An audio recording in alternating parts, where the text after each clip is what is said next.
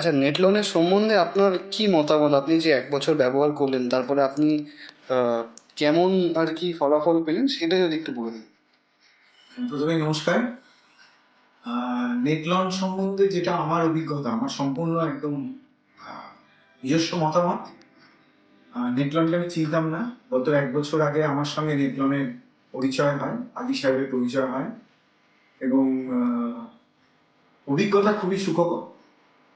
কোনো রকম নেগেটিভ কোনো এক্সপেরিয়েন্স এখনো হয়নি এবং আমি আবারও বলছি, এই বর্তমান যে পরিস্থিতি চারিদিকে, আমাকে কেউ নেগেটিভলি আমার কথাগুলো নেবেন না। যেটা বাস্তব সেটা আমাকে বলতেই হবে। চারিপাশের যে অবস্থা বা সততা এখন একটা ভীষণ খুব কি বলবো, অনেক চেষ্টা করলে হয়তো খুঁজে পাওয়া যায়। আমি তার মানে সবাইকে অসৎ বলছি না।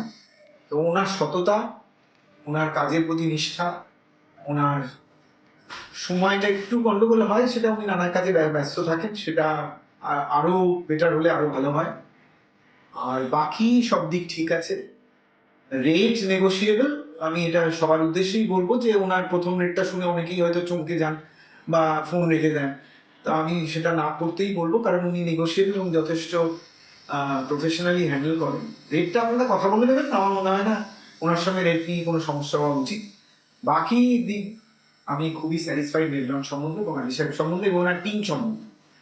কারণ একা তো কেউ কিছু করতে পারে না, উনি এবং ওনার টিম প্রশংসার যোগ্য, প্রশংসার দাবি রাখে।